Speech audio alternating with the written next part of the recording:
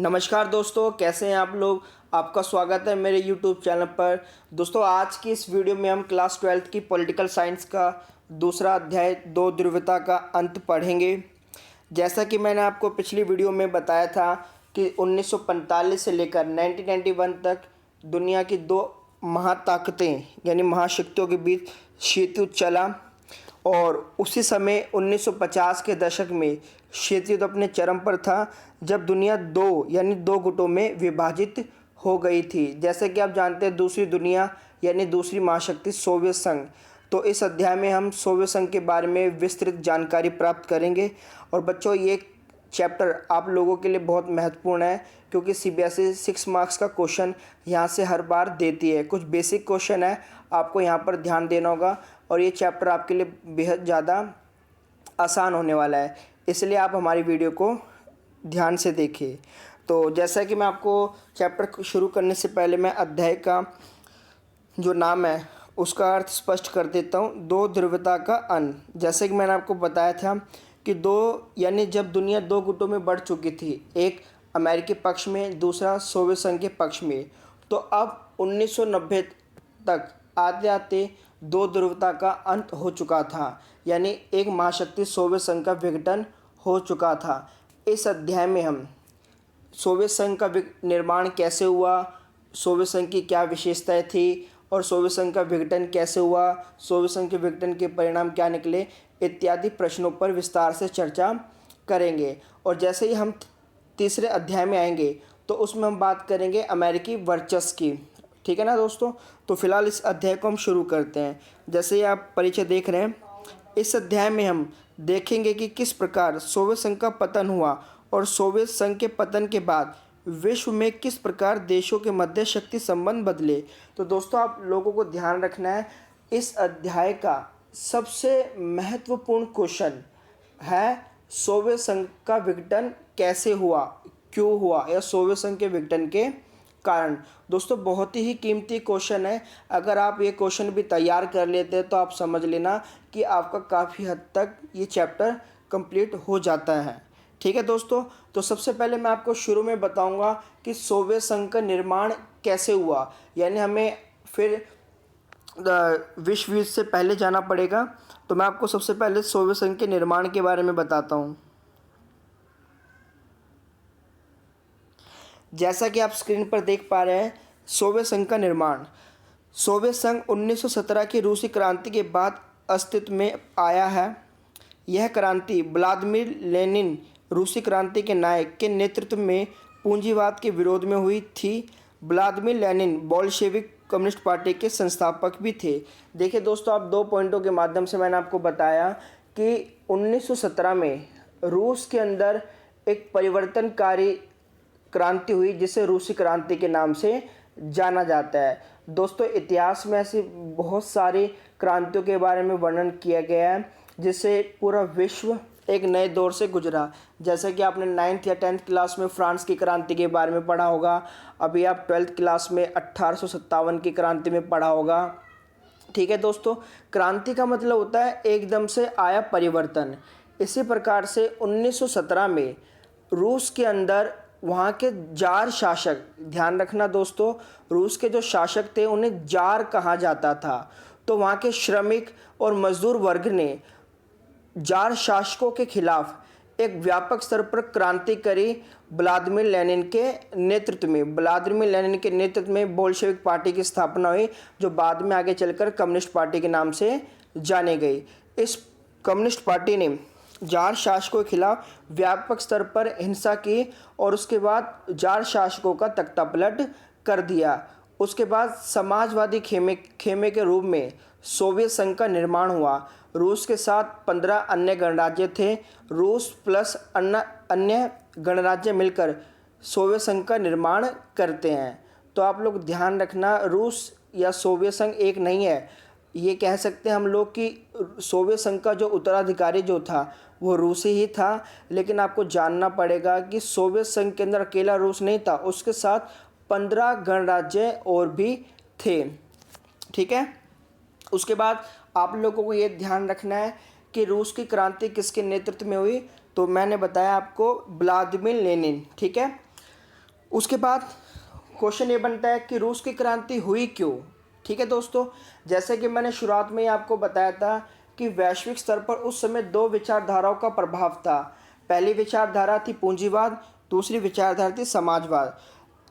Adam Smith जो एक अर्थशास्त्री थे इंग्लैंड के, क्या कहा जाता है, वो फादर ऑफ इकोनॉमिक्स यानी अर्थशास्त्र के जनक माना जाता है उन्हें।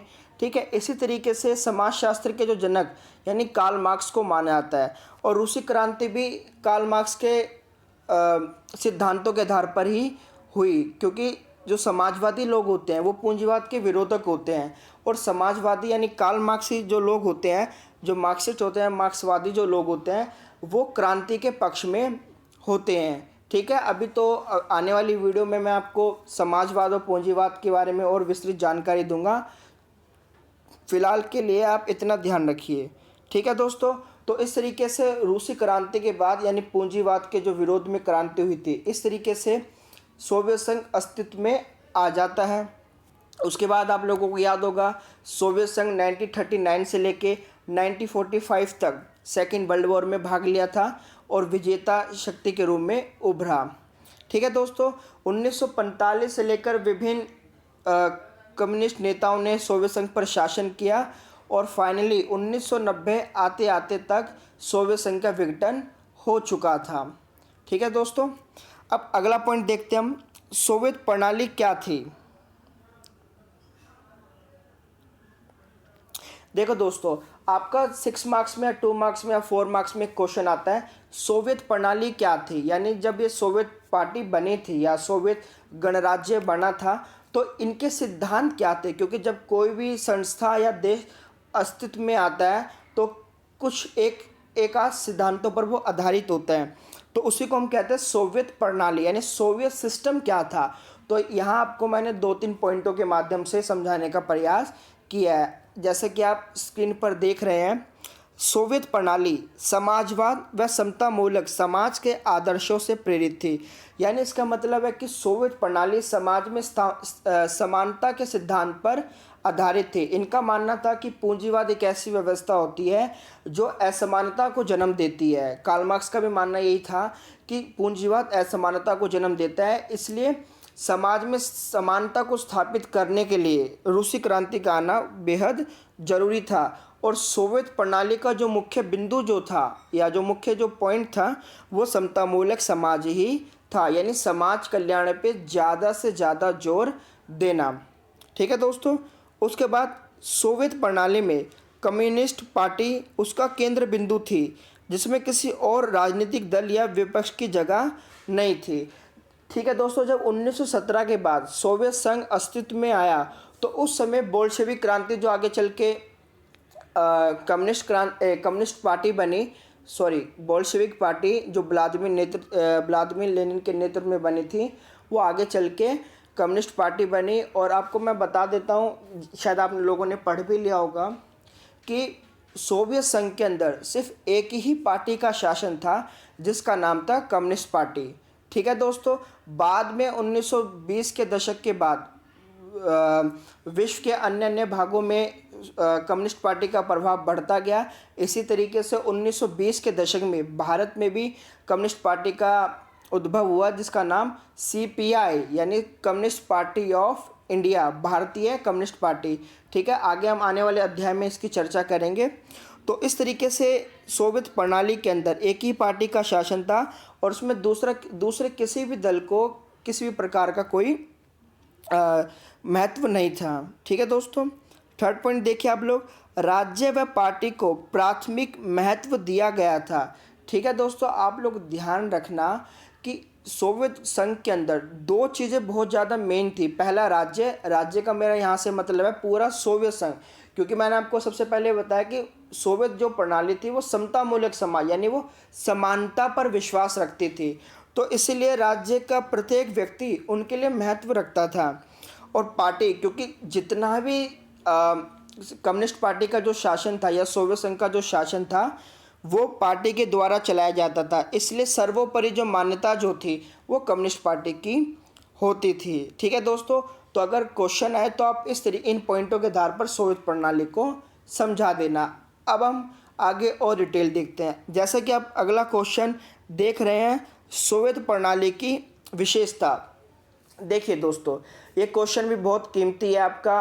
अभी हाल ही में 2019 के प्री बोर्ड में ये क्वेश्चन आप लोगों का आया था कि सोवियत प्रणाली की विशेषताओं का वर्णन करें। देखिए दोस्तों, क्वेश्चन दो टाइप के हैं। या तो वो आपसे पूछेगा सोवियत प्रणाली की विशेषता, या आपसे वो पूछेगा सोवियत प्रणाली की सकारात्मक और नकारात्मक विशेषता।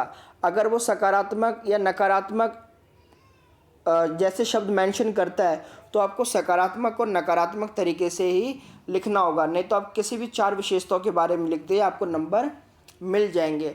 अब दोस्तों ध्यान रखना आप लोग, अगर आप सोवियत प्रणाली की विशेषता को समझ लेते हैं तो आने वाले 2 कीमती क्वेश्चन यानी सोवियत संघ का विघटन और सोवियत संघ के विघटन के परिणाम, ये दोनों ही क्वेश्चन आप लोगों को बड़े अच्छे तरीके से समझ आ जाएंगे। तो सबसे पहले मैं आपको सोवियत संघ की सकारात्मक विशेषताओं के बारे में बताऊंगा।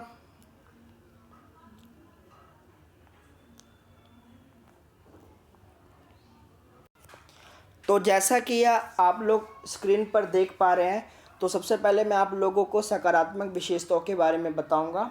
देखिए आप लोग, पहला पॉइंट है अर्थव्यवस्था मजबूत। ठीक है दोस्तों, आपको ध्यान रखना होगा कि दुनिया की जो दूसरे सबसे बड़ी इकोनॉमी थी उस समय, यानी शीत युद्ध के काल में, तो उस समय दुनिया की सबसे बड़ी जो इकोनॉमी थी वो सोवियत संघ की थी। पहले नंबर पे कौन था आप जानते हैं, अमेरिका था।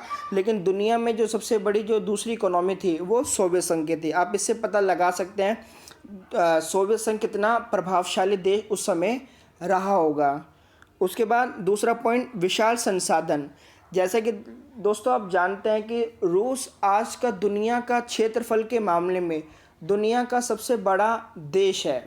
तो जाहिर सी बात है उस समय सोवियत गणराज्य में 15 देश और भी शामिल थे। तो जितना बड़ा देश होगा उतने ज़्यादा संसाधन उसके पास होने की संभावना बनी रहती है। जैसे भारत भी एक बड़ा देश है, तो भारत के पास भी अधिक संसाधन होने की संभावना हमेशा बनी रहती है। तो सोवियत संघ की विशालता के पास कारण उनके पास तेल, खनिज, लोहा इत्यादि जैसे विभिन्न संसाधन थे, जिससे वो शीत युद्ध अमेरिका से लड़ सका। मैं आपको बता देता हूँ कि सोवियत संघ का जो क्षेत्रफल था वो अमेरिका से भी बड़ा था। ठीक है दोस्तों, उसके बाद हमारा तीसरा पॉइंट न्यूनतम जीवन स्तर। देखिए दोस्तों, इंसान की यानी लोगों की कुछ बेसिक नीड होती है। जैसे आज के समय में कुछ 4-5 चीज़ें ऐसी होती है जो सभी के पास होना ज़रूरी माना जाता है। हर देश चाहता है कि ये सुविधाएं समाज के प्रत्येक व्यक्ति के पास पहुंच सके। जैसा कि मैं आपको बताता हूँ, रोटी, कपड़ा, मकान, शिक्षा, स्वास्थ्य इत्यादि। तो उस समय जैसे ही मैंने आपको बताया कि सोवियत संघ एक समाजवादी देश था, इसलिए सोवियत संघ का प्रयास रहता था कि समाज के प्रत्येक व्यक्ति को वो न्यूनतम जो जीवन स्तर की जो चीज़ें हैं वो उपलब्ध करवाए। हालांकि सोवियत संघ पूरी तरीके से इस मामले में सक्सेस नहीं हो पाया, लेकिन काफ़ी हद तक वह यह चीज़ें या जो बेसिक जो चीज़ें थी वो वहाँ के लोगों को प्रोवाइड करवाता था। ठीक है दोस्तों, तो ये सोवियत संघ की एक सकारात्मक विशेषता में जानी जाती है। उसके बाद नियोजित अर्थव्यवस्था। तो मैं जैसे कि मैं आपको ऊपर बता चुका हूँ, सोवियत संघ एक विशाल देश था और अर्थव्यवस्था के मामले में वो काफ़ी ताकतवर था। क्योंकि क्या नाम है, ताकतवर देश इसलिए भी था क्योंकि उस समय सोवियत संघ के जो आर्थिक संसाधन जितने भी थे वो सभी के सभी संसाधन राज्य के थे। मैं आपको पहले ही स्पष्ट कर चुका था कि समाजवादी व्यवस्था में देश के सभी संसाधनों पर राज्य का नियंत्रण होता था।